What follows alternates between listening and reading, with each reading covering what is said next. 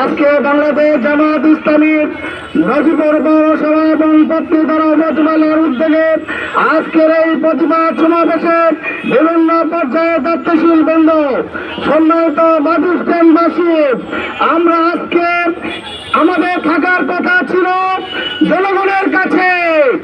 আমরা আজকে কেন রাজপথে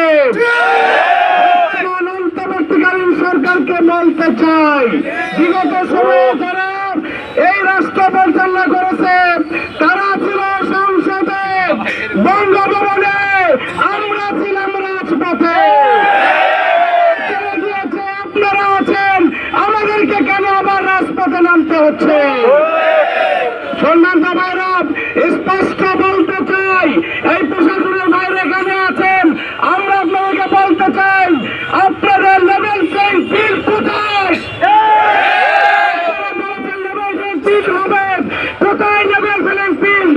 এই যে বিভিন্ন জায়গায় যে আমাদের পোস্টার গুলো তারা নামে ফেলছেন, ছিঁড়ে ফেলছেন, আমাদের যে সমস্ত ভাই বোনেরা যারা দাওয়াতি কাজ করছেন, আদিবাসী অমুসলিম ভাইদেরকে তারা ভোটের ময়দানে হুমকি ধমকি দিচ্ছে, আপনারা কি এটা শুনতে পাচ্ছেন না?